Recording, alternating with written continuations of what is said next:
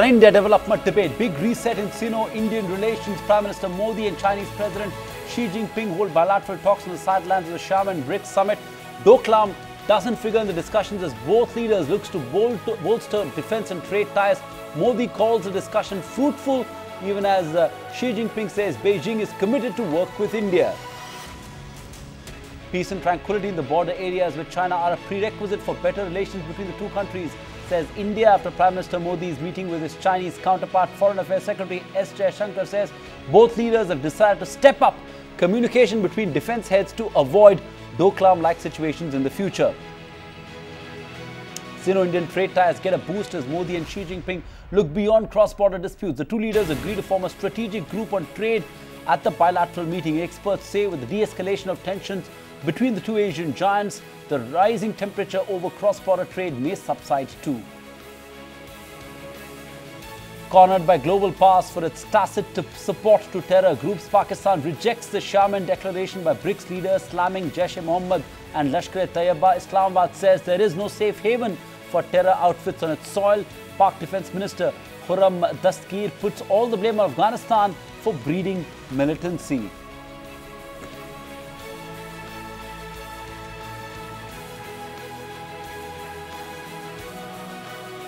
Good evening. Call it the big reset in Sino-Indian relations. Just a week after two countries ended their standoff at the Doklam trijunction, Prime Minister Narendra Modi met Chinese President Xi Jinping on the sidelines of the Xiamen BRICS Summit. Doklam was never discussed, but the two leaders have agreed to ensure that there is no flare-up in the border in the future. There is no joint statement too, but Modi said the discussion on bilateral issues was fruitful. Foreign Affairs Secretary Subramaniam Jaishankar said peace and tranquility dominated the proceedings. More importantly, both leaders have now agreed to step up communication between defense heads. Xi Jinping says China will work with India on the 5 principles of peaceful coexistence. So now, will there be joint strategic groups in the areas of defense, security and trade coming just a day after Beijing's endorsement against Pak-based terror groups? Diplomatic experts say the bilateral meeting will surely help melt the ice. Also, the commitment by the two fast-growing economic giants to work together could also see the emergence of a new economic bloc. The big reset in Sino-Indian relations, that's the big topic of debate on today's India development debate. The handshake says it all. Meeting for the first time after the 73-day standoff at the Bhutan trijunction, Prime Minister Narendra Modi and Chinese President Xi Jinping gave enough indications that Doklam is history. In fact, the word Doklam didn't come up even once during the meeting that lasted more than an hour, as both the leaders took a forward-looking approach. मैं समझता हूं कि तेज गति से बदलते वैश्विक परिवेश में ब्रिक्स को और अधिक प्रासंगिक बनाने में यह शिखर सम्मेलन सचमुच में बहुत सफल हुआ है. Both the countries have now agreed to strengthen mutual trust to avoid a repeat of a Doklam-like situation in the future. The meeting between the two leaders also covered a number of issues to promote joint strategic and economic interest of India and China. Although there was no joint statement, but the Foreign Ministry said discussions centered around joint economic group, the security group and the strategic group. Intergovernmental mechanisms like we have a joint economic group, we have a defense and security group, we have a strategic group, as well as institutions like BRICS itself, like AIIB, that these are mechanisms and forums which can be used to build the relationship. The Chinese president was keen on improving mutual cooperation between the two countries. China is prepared to work with India to seek guidance from the 5 principles and peaceful coexistence, which is a joint initiative by the two countries to enhance our political trust, promote beneficial cooperation, and this way ensure that our bilateral relationship will make further advancement along the right course. Doklam may not have figured in the first meeting between the two leaders post the standoff, but experts say it is a good beginning. With lots at stake for both countries, now it would be interesting to see if the two neighbors walk the talk. With Tushar Chakrabarti in New Delhi, Arun Nayal for ET Now. All right, time to debate that. We're joined by a stellar panel on the India development debate this evening on ET Now. Kamal Sibbal, one of India's finest diplomats. Maruf Raza, consulting editor, Times Now and strategic affairs expert. Nalin Mehta, consulting editor with the Times of India. Seshadri Chari of the BJP and Sanjay Jha of the Congress. Thank you so much, gentlemen, for joining us on the India development debate tonight. I'm going to start off with you, Sanjay Jha, because this is a question that the Congress party needs to answer. Just a few weeks back, we heard statements coming in from China saying, reminding India of the losses of the 1962 war. And today, we've got a statement made by Xi Jinping, and I'm going to quote that statement. He says, China and India must maintain the fundamental determination that each other constitute mutual development opportunities and not constitute a mutual threat. This is a remarkable reset in relations and a big victory for quiet diplomacy. Will you agree tonight that this is a big victory for Indian diplomacy and for the government in the manner in which they have reset the Indo-China relations after the Doklam standoff? Sanjay Jha. Sandeep, let me tell you that it will take somebody who's extremely optimistic to make a statement which says that this is a victory for Indian diplomacy, because the Chinese are extremely renowned for what is called in diplomatic terms as a strategic retreat. Before we get into that, the truth is that, I think both India and China do recognize that you have roughly a 4,000-kilometer boundary on dispute. There is not even an agreed line of actual control. So that is one of the reasons why you had the 1962 war. End of day, I think this was a very long standoff. And probably the compulsions of a BRICS summit did hasten, the mutual, shall we say, withdrawals that happened. But don't forget, I think this is something that we need to factor in, that China continues to remain very expansionist in terms of its propensities, not just in the South China Sea, but with all other neighboring countries as well. And in terms of the dynamics between India and China, I think we should be a lot more, shall we say, restrained in our response. Now, let me tell you this: since you're talking about the potential of an exponential business exchange between the two countries, well, they were already very high even before Doklam. India and China are the biggest trading partner in goods. I'm not including services in that. Despite that, China was aggressive enough. I think it was posturing, bordering on intransigence, or even for that matter, provocative. I think they were definitely trying to make a statement. There are some questions that remain unanswered, and I think this is something that I would like to hear Mr. Seshadri Chari speak on later, is whether these withdrawals were unilateral or mutual. China hasn't said that. If you read the statements of the Chinese mainline media, right, they have categorically stated that they are going to continue with their border infrastructure plans.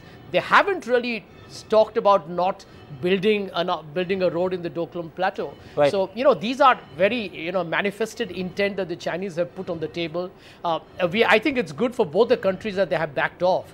But, I think we will be jumping the gun if we begin to believe that this is like a hunky-dory situation and we'll be back to only doing trade and commerce.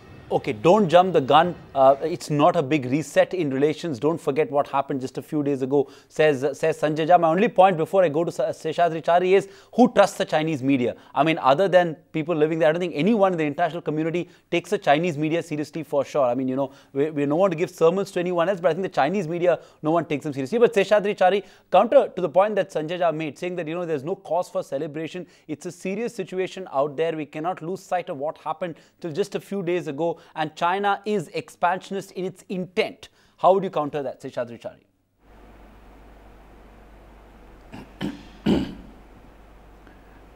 No, it's not the question of countering. I would have expected the Congress spokesperson to at least agree or accept the fact that this is a great diplomatic victory, no doubt about it.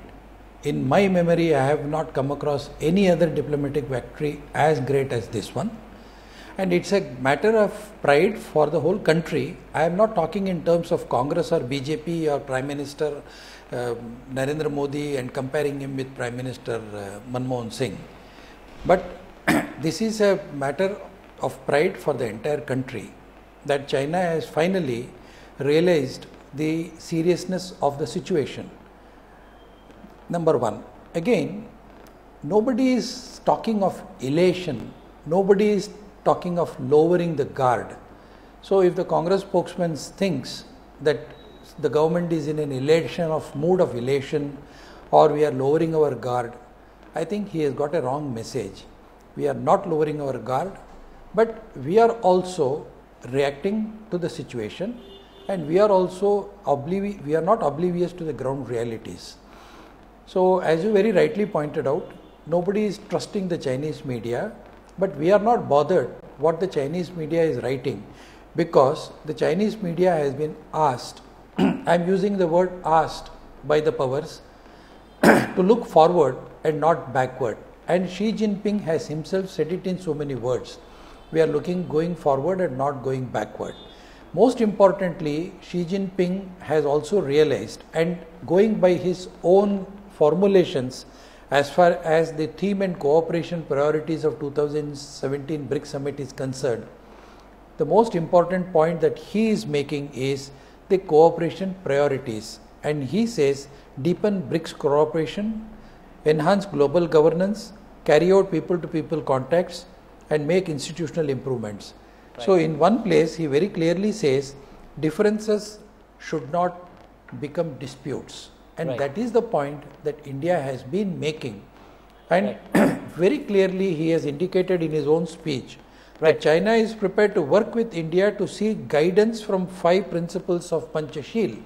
Right. Which clearly indicates that there is a mood for course correction as far as China is concerned, course correction vis-a-vis their outlook towards BRICS, course correction vis-a-vis their outlook towards India, and improving relations with India.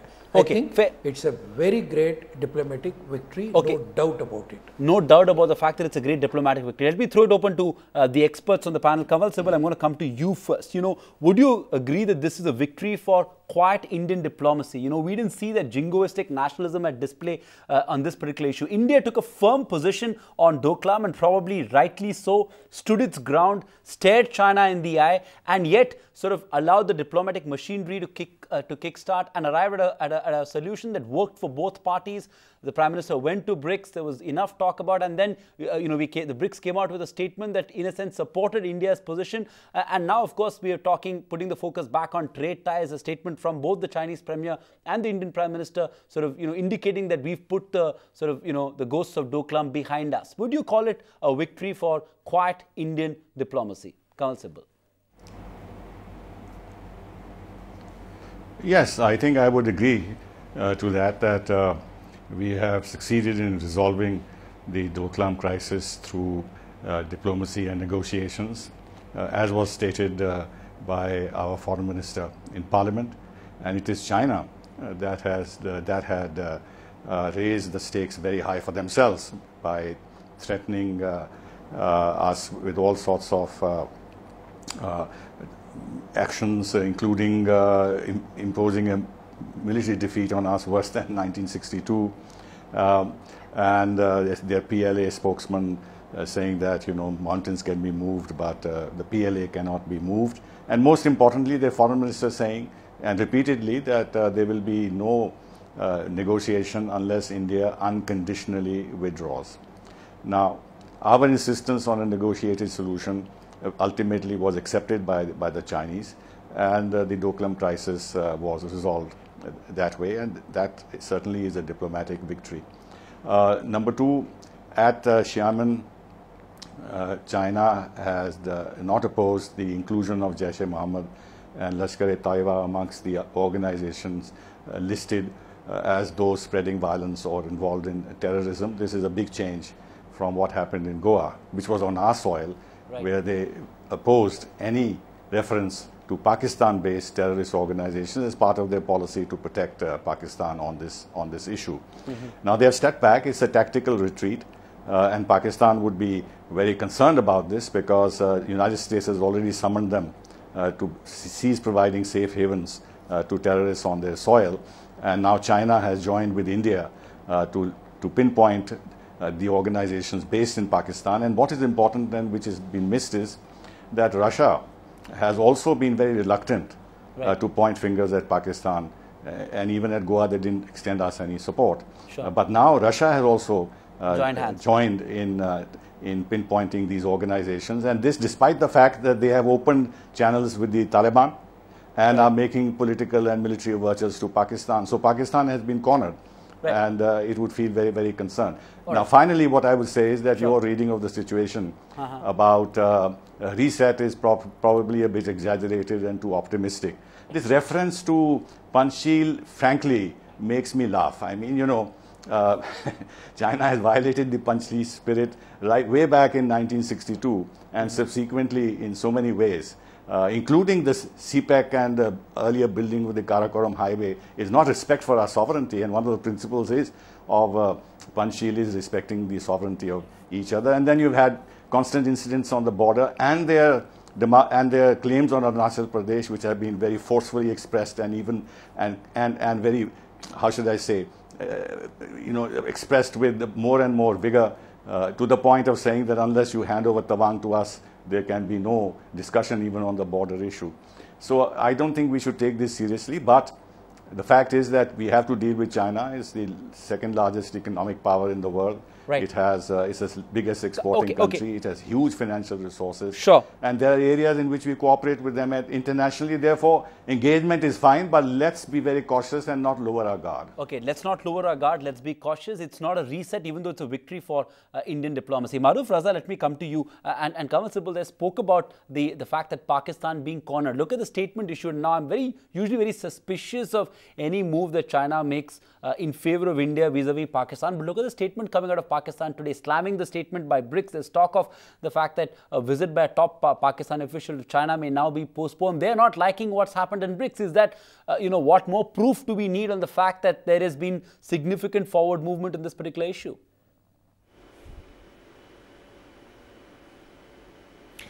Yes, actually, that's an important question, but also I'd like to sort of touch upon issues that have been brought out by the other distinguished speakers. Sure. You see, the first thing is that Pakistan's already cancelled its visit of its foreign minister to the US.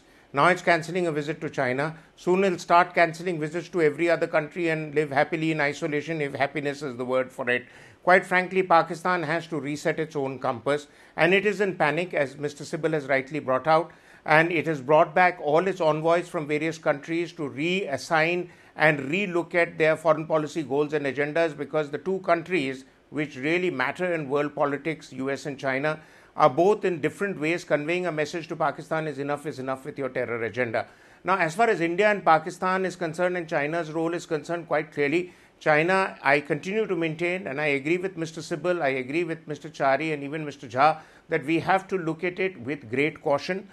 China will say something in international forums to appear to be the good guy.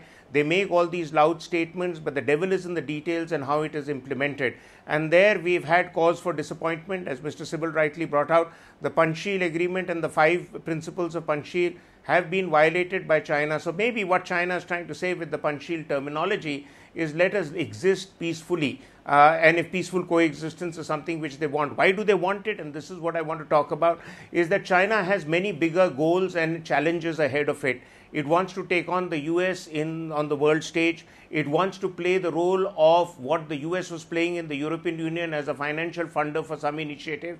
So ever since Trump decided to pull out of the climate agreement, it also has this big agenda for OBOR and the CPEC, which is what is Beijing's flagship project under Xi Jinping. They don't want that party to get spoiled, getting into confrontation. They have borders with 14 countries, and I think we figure 6th or 7th in their priority list of countries that China sees as an immediate threat. So while they like to needle us, they like to nibble territory, and that they nibble everywhere in the world.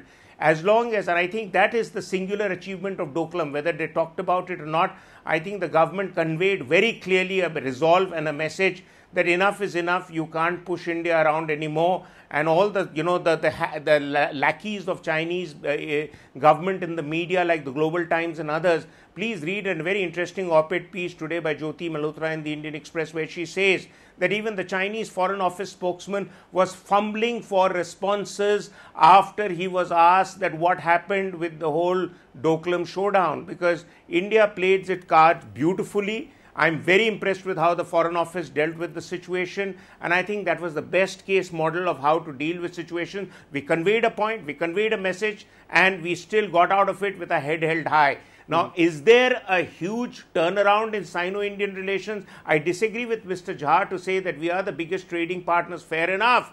But we give them trade worth $52 billion, and what do they give us in return? Absolutely. So they are actually juicing our markets, and that is an area where we need to refit our compass and reassign our relationship with them on trade. Maruf trade Raza, one way, as Trump reminded India. Maruf Raza, I am going to interrupt you there because I want to leave at least 30 minutes of this debate to talk about that trade ties. That's an important point you've touched, but I want to come to that in just a bit. So apologies for interrupting you there. Let me throw to Nalin Mehta. I think everyone on the panel broadly agrees, I don't expect Sanjay Jha to agree, but broadly agrees that this is a diplomatic win of sorts. You could argue over whether it's a reset or not. Fair enough. But Nalin Mehta, let me come to you. Does this fundamentally change the fact that India needs to be deeply, and the word is deeply, suspicious of China's interests, of China's strategy, of China's motive? We can't lose sight of their growing military activities in the Indian Ocean, the intent with the Belt and Road Initiative, with the China-Pakistan Economic Corridor. Can India ever not afford to be not suspicious about China and its motives? In terms of letting our guard, keeping our guard up, no question about it. I don't think India can ever let its guard down as far as the China border is concerned and as far as Chinese intentions are concerned. I just wanted to add one more point to what the panelists before me have added, which is that this is of course a tactical victory for India. It's a foreign policy win for India, but it's also at the moment the Chinese are extremely occupied with what's happening with North Korea. And the crisis there with Donald Trump and the North Koreans, and in that sense, it suits them also at this current moment to put Doklam behind them. As the phrase that Maruf used, they like needling us on the border and so on. These things keep happening, but I think at this point, that is what is their big crisis. So it suits them to put this behind them and go on. It suits us as well. I think India has achieved all the diplomatic aims it set out to at the beginning of this crisis from June 16, which is it wanted a peaceful resolution, it wanted simultaneous de-escalation, which has happened, and with verification. It wanted the end of road building, which the Indian side has verified. That has happened, as we understand. Most importantly, India could not be seen to be backing down. This was Bhutanese territory. This is also more than the fact that not a single shot was fired and this crisis has been de-escalated. The fact that India stood up to China in a way that no other country in Asia has been able to do in all the 14 China's disputes with 14 other countries, and that in that sense, this is a big signaling that India has done, and it has managed to put it behind them. Now, of course. Is this a reset? I'm not sure it is a reset. I think this is mature diplomacy, and on this round at least, India has checked all the boxes which need to be ticked. Okay, India has ticked all the boxes. I think the panel has a consensus view that this is definitely not a reset. But Seshadri Chari, the bigger question that, let's take this debate a little forward before we touch upon trade and the economic issues involved here, which is that, will China make place for India? I think that's the sort of moot question really here, because I have no two words about what China did at Doklam. It was bullying. And, whichever way you look at it, there has been a significant rise in China's bullying over the last 10 years. And I think it's directly proportional to its rise in economic might. I don't believe that a Doklam-like incident could have happened 10 years ago. Today, China's economy is 5 times the size of the Indian economy. It almost feels as if it has a right to bully its neighbors, India being one of them, like it's been doing with some of the other countries. So do you realistically believe that China will make space for India to grow, will give space for India to rise? Do you realistically expect China to play along that sort of, collaborative, cooperative growth story that sort of seems idealistic that we sort of here in India aspire for? No, I don't.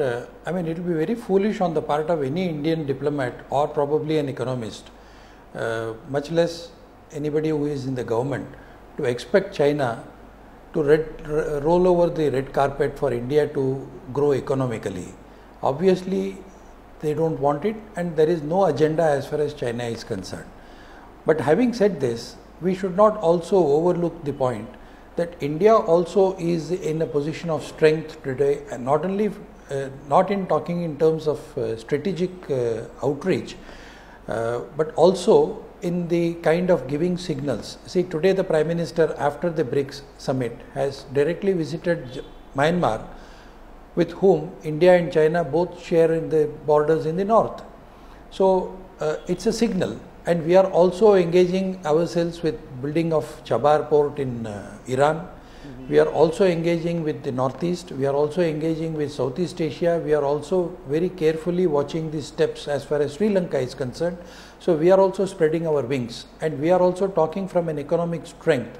So we have rolled out our own economic policies, and there are certain areas where China has to cooperate with India. There are certain areas where India has to cooperate with China as far as the economic viability of the projects are concerned. But China is now faced with two very major serious issues. One is the OBOR, where they are finding it very difficult to spread their wings across, and they are also terribly concerned about the shortcomings and challenges that they are facing in China-Pakistan economic corridor, especially in POK, in Sindh, in Balochistan, and the project is probably not really giving them the kind of return that would have not normally given.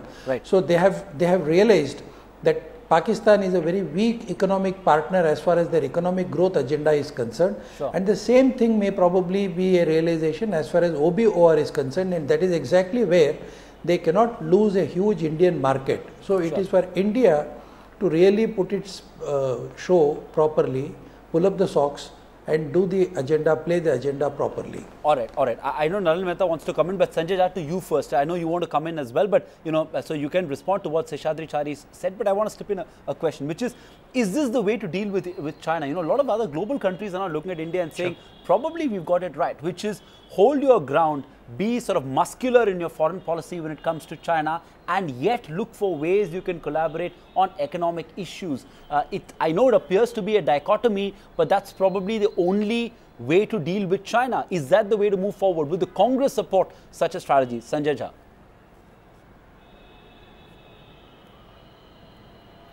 I just actually wanted to refresh the memory of Mr. Chari that there was a 21-day standoff in Ladakh in 2013, and the Congress-led government by Dr. Manmohan Singh actually sent out a very terse message to a belligerent China. So end of day, I don't think it's very different, but I want to make 2 points very quickly here, Sandeep. Sure. Number one is, don't forget that I think this dispute was actually, if you look at it geographically, it was between Bhutan and China. And I think the larger message that probably China was playing here was to actually tell Bhutan that, end of day, look at a closer relationship with China. They believe they have greater cultural synchronicity. And end of day, to a great extent, if Bhutan were to at some point, kind of establish a greater proximity with China, it could actually result in a significant geopolitical impact. And that's something that I think India needs to be very concerned about strategically. The second point, I don't know who said that, but I don't quite agree with this hypothesis that, it's Pakistan that is totally isolated. I mean, this is the typical nationalistic rhetoric that we should not buy into. I'll give you 2 reasons for it, Sandeep. Number one, don't forget that the Americans are invested by approximately $34 to $35 billion in America post 2001. And it's unlikely that they are not going to wait for the return on investment. Now in Afghanistan, you read about Mr. Trump's policy on Afghanistan. Uncertain, but clearly Americans are likely to stay there longer. And everybody knows that the Russians are actually supporting the Taliban. By that logic, no matter how much the Americans criticize Pakistan, the truth is that Pakistan remains very relevant to them. China is investing $46 billion in a Pakistan-China economic corridor. China is going to be pushing Pakistan for the OBOR, using, by the way, some part of our own territory in Jammu and Kashmir that we rightly object to. But the truth is that at this point, to assume that Pakistan has become totally irrelevant, I think we'll be making a terrible mistake, because in fact there is a Russian-China-Pakistan axis that could pose a more formidable threat to us. So I think the situation is hugely fluid, and I'll completely agree with Nalin Mehta when he mentioned that the situation with North Korea, which is hogging international headlines, could be one compelling reason for the Chinese to withdraw. Therefore, I think it's time for us to be as hyper alert as ever. China is unpredictable at this point. Okay. I think it was Maruf Raza who made that point on Pakistan being isolated. So I'm going to allow him to come in with a quick rebuttal before I go to Mr. Kanwal Sibal. Maruf. See, Sandeep, I didn't say Pakistan is isolated. What I said was that by wanting to place threats on America, China and others that we are going to call off trips, Pakistan is only showing that it is trying to seek a situation where it may lose out on friends and become more isolated. Of course, to isolate Pakistan has been the stated aim of this government for some time. It has not made much headway in that because Pakistan continues to play the strategic card much better. I said it this morning on Times Now that we can learn a lesson or two from Pakistan on how to strategically position ourselves to various world powers and world countries as a swing state. So when we can engage with China, we can engage with China. When the Americans want our engagement, we engage with them. We continue to keep our markets open to Russia for its products, which Russia has been a bit peeved because we are buying more weapons from America in the last 3 years than we bought from Russia. But still, they account for 60 to 70% of our military inventory. So we've got choices, but we've got to decide how to play our cards. I'm not saying for a moment that Pakistan is isolated because America even today, despite Trump's denunciation of Pakistan, has made it very clear that they are going to use Pakistan in whichever way possible to continue their entire game in Afghanistan going. Sure. The point we need to understand vis-a-vis China is, and this is the point that's come out by all our guests, that you engage with China on a case-by-case basis. You don't get into a state of euphoria that you've got them to make one general statement and we've sort of QED resolved all our terror problems. Our terror problems have to be fought at the end of the day by ourselves. Nobody, you want to be a big boy, you have to fight your battles. Nobody will fight your battles for you. You want a table, you want a place on the high table, you have to elbow your way into the room. Yourself. That's how world politics works. I think Mr. Sibal can educate us more about it, but that's the bottom line. Okay, that's the bottom line. But, Mr. Sibal, this is a point that I was asking a little while earlier as well. And, would you agree with the fact that China's, quote-unquote bullying is a direct function of its rising economic clout and eventually its economic leverage that buys political power, it's economic leverage that gets you a seat in the high table. I mean, China would probably not have been this aggressive 10 years back like it is today because it's got that economic leverage. Would you agree with that view? Yeah, I fully agree with both the statements that you made, that they have become a country to reckon with because of their phenomenal economic rise, and because of that they have now gained a lot of confidence in themselves. They have developed military capacities and they have shed the earlier cautious policy of not showing their strength and trying to impose their will and expand themselves territorially in neighboring countries, and of course change their maritime strategies and other strategies to protect their interests abroad, their assets abroad, which requires a very powerful navy.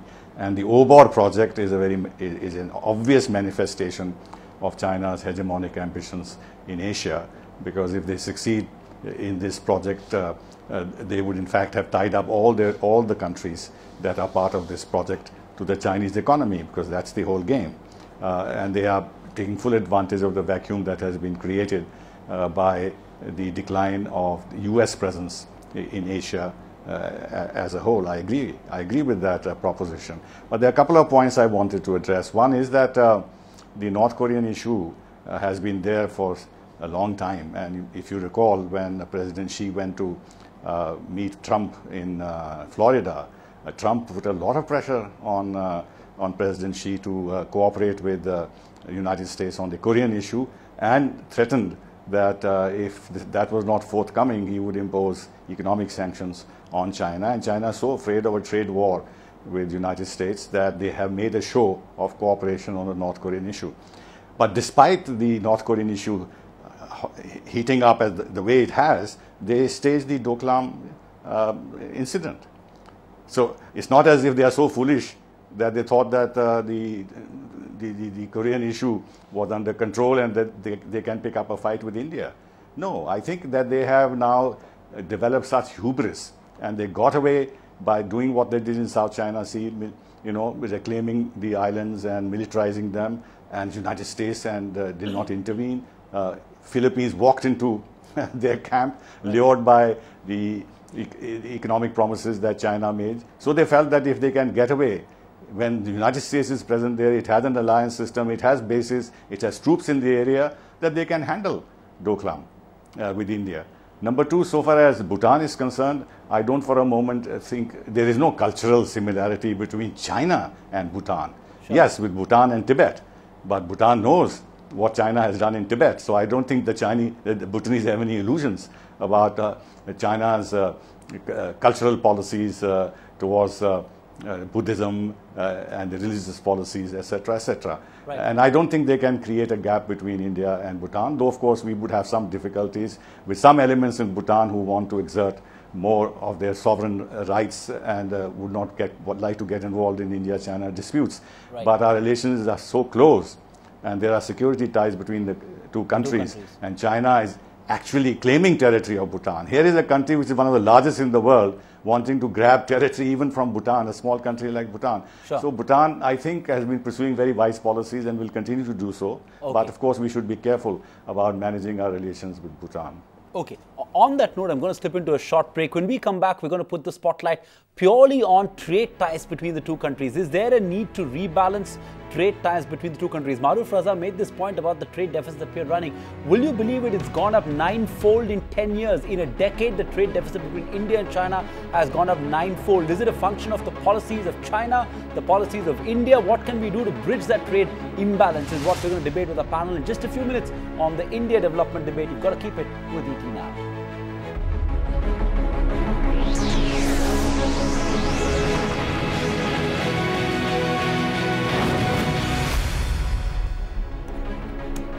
You're watching the India development debate on ET Now, and the spotlight is on the reset in India-China ties. Is there a scope at all, and what next? We're putting the spotlight now on trade ties. Nalin Mehta, I'm going to come to you first. Do you believe there's a significant scope for reset in trade ties between the two countries? Just before the break, I spoke about how trade deficit between India and China has gone up 9-fold in a decade. In 2013, the trade deficit was running at about $31 billion. We're now looking at a trade deficit of $50 billion. That's in just 4 years. The real reset needs to happen here. No, absolutely, and I think Kawal Sibal was making the point very persuasively earlier that China's inherent strength is in the economic might, and the thing is that it's not just the trade imbalance, it's also the qualitative nature of it. What India is essentially sending to China is in the nature of raw materials, whereas what we are getting from there is value-added stuff, a whole bunch of, I mean, if you just look at things like local trade associations like the Sadar Bazaar Trade Association in Delhi, they will tell you that in the last 10 years alone, almost the entire supply chains have changed, because almost everything from toys to buckets to god idols to Ganesh idols and whatnot come from China. There are currently in the last year alone, between 2012 to 2017, India lodged 223 anti-dumping cases. 62 of these were with China, which is the highest number. The fact is that I think Europe and the United States are moving increasingly towards protecting their economy from anti-dumping and from taking measures to end this sort of imbalance. We have not done that so far. So the qualitative nature of this trade imbalance is a real concern. That's number one on the trade part of it. The second part of it is that ultimately this has a huge strategic significance in security terms as well, because it's not just about making money, because when we look at our periphery across South Asia, the fact is, whether it's Bhutan, whether it's Nepal, whether it's Sri Lanka, China is changing the paradigm of how it's dealt with what has been our sphere of influence, because now because of its economic strength. It didn't venture into these areas earlier, now it is, and at the end of the day, what many of these countries are telling India is, including Myanmar, that look, we hear a lot of rhetoric from you, but on the ground, the Chinese are giving us money and you can't. So there is a definite imbalance there, and in the end I think there is a question mark also over Indian implementation capacities. We've talked about the Gwadar port in Iran, we've talked about various other projects, there's talk about ports in Sri Lanka, but the bottom line is that the Chinese in Myanmar, for example, where the Prime Minister is now, in Myanmar, for example, Indian companies got there first, including Indian PSUs. 5 or 6 years ago the first agreements were signed, but the implementation pace of Indian of Indian companies, including public sector companies, which are a force multiplier for Indian diplomacy, is a real cause for concern vis-a-vis where the Chinese are concerned.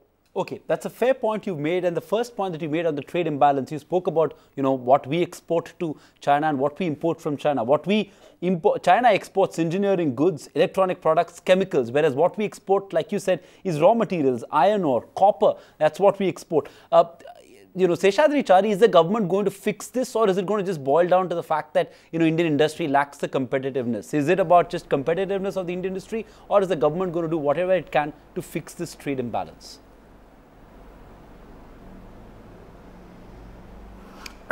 No, I will not blame the Indian industry. I think Indian industry and the industry leaders are probably one of the best in the world. In the given circumstances, even during the worst of the economic situations, crisis, terribly anti-industry governments and rigorous tax laws, and also some sort of a socialist regime, Indian industry has really picked up very well. They have remained alert, alive, and also been able to manage and remain way above the water mark, danger water mark.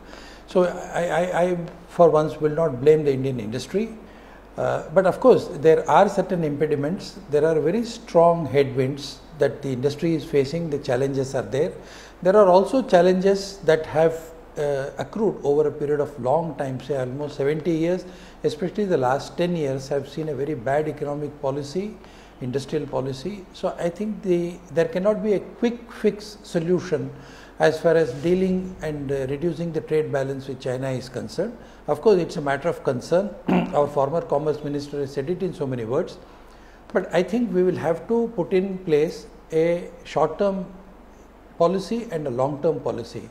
The short-term policy, of course, will have to be very carefully calibrated. But the long-term policy, like strengthening Make in India process, taking care of quicker DPRs, we take almost 5 to 6 years to fix one DPR, which is very bad. We have not been able to settle some of the DPRs with Nepal even after 70 years. So it's very bad. We are not able to implement the projects in countries where we have taken them up. Sri Lanka is one such place. Right. In fact, Hambantota was first offered to India, and in 2006 the then government refused to take Hambantota. So now we have no way complaining about Hambantota to Sri Lanka. It is our mistake that we have lost. Right. So we should be able to reach out to these countries, especially the Southeast Asian countries, and also strengthen multilateral institutions, like for example the BIMSTEC. Sure. Which actually is looking forward to India's leadership. So I think these are some of the areas where we should be very alert, proactive, and I think we can really do much better by improving our economic relationship and engagement with Southeast Asia. Okay, fair point. Sanjay Jha, come in on that, because Seshadri Chari is being candid enough to admit that there is a lot of work that needs to be done, and it's unfair to just blame the industry or competitiveness of the Indian industry. Obviously, China has taken a series of steps, and I'm going to come to that in just a bit in my next question to Kamal Sibbal. But do you believe that the government needs to be more aggressive and fight more for the interests of its domestic industry when it comes to a country like China?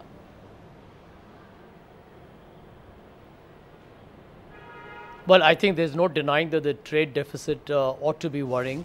But you have raised a very fundamental point, Sandeep. There is a direct correlation between economic power and political dominance. I mean, that's one of the reasons why you look at the constitution of the Security Council members, or America's dominance as a superpower post the Cold War, and currently China. And I think it's interesting because, end of day, that's something that we need to recognize early. Americans have, Mr. Trump canceled the Trans-Pacific Partnership. He wants to review NAFTA. He wants more bilateral agreements because he wants to work on the deficit. End of day, this has really opened up the road for China to become the real, what I call as the bulwark for the entire global financial system. You can't deny the Chinese becoming ambitious enough to hope to replace dollar as the principal worldwide currency, because they are, actually filling in those gaps, and OBOR is a manifestation of that enterprise. So I think there is, even if you look at our own neighborhood, Sandeep, you'll find something very interesting, and I'm glad you raised the point.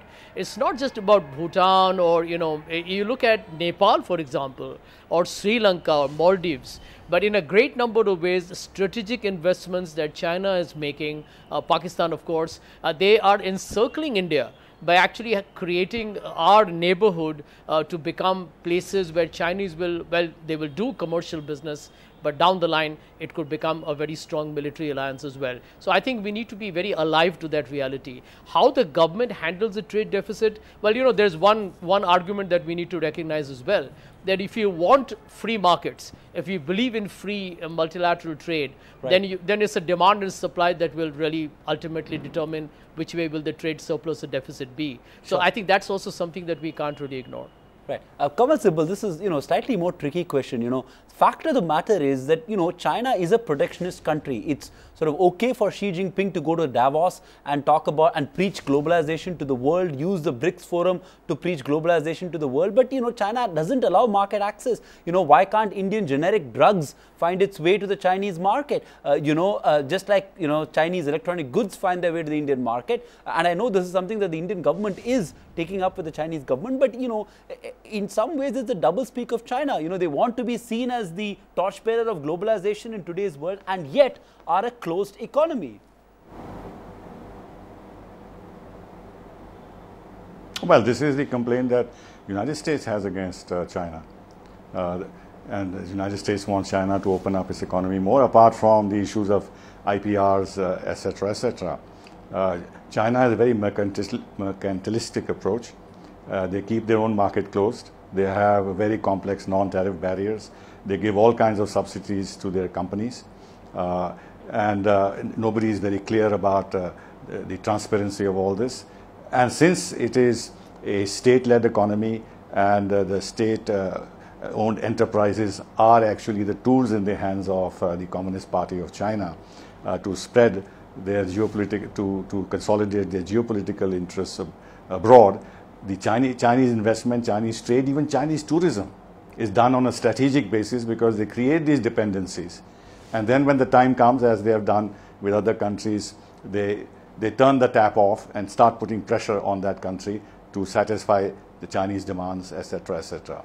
Right. In our own case, look at the kind of penetration they've made into the power sector, the telecommunication sector, and now in the e-commerce sector. In the mobile telephony, 51% of the mobile telephone are supplied by Chinese companies. So they are making full use of the openings that we give them in our market, but do not reciprocate in return.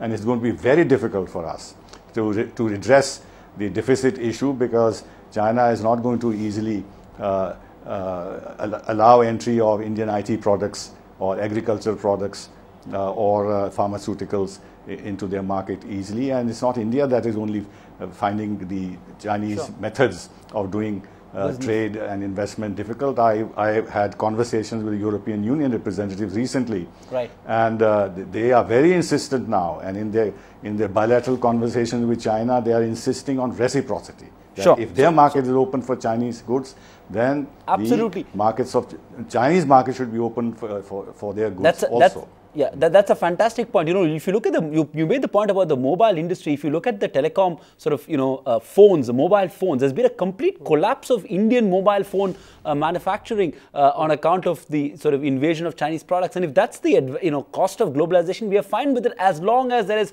reciprocity. Maruf Raza, does China only understand the language of tit for tat?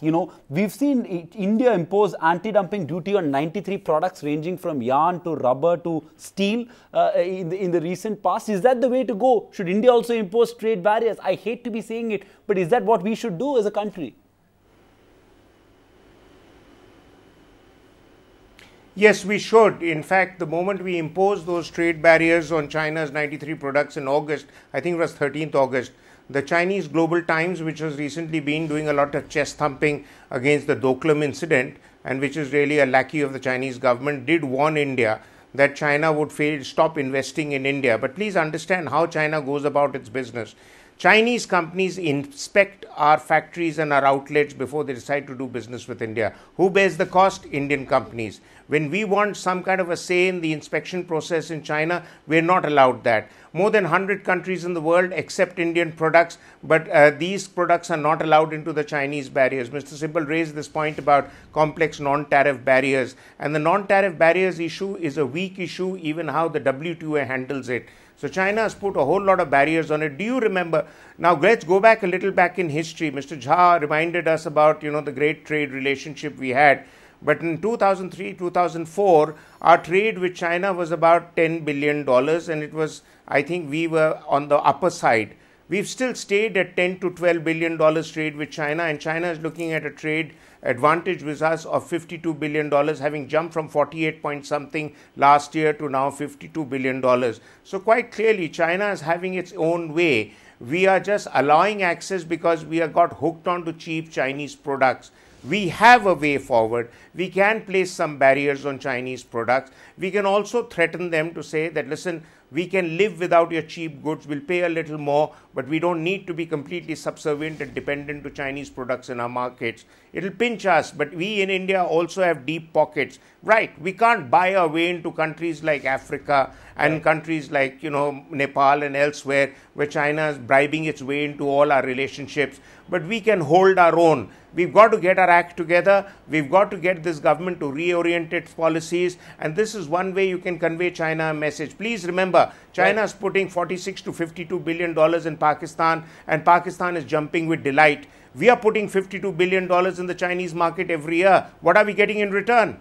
All right, Maruf Raza making a protectionist cry right here on India Development Debate.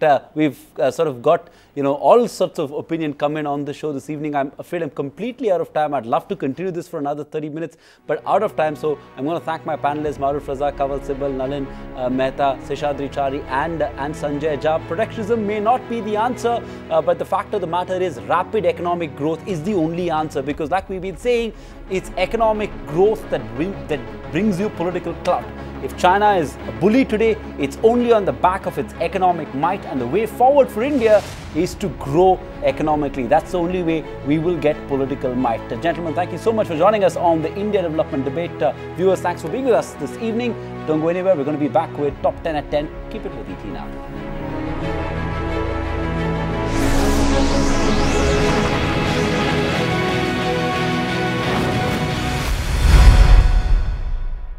Find us on Facebook at facebook.com/ETNow, and don't forget to click the like button. You can also follow us on Twitter at ETNowLive. To stay updated with all our programming, hit the subscribe button on our YouTube channel by logging on to youtube.com/ETNow.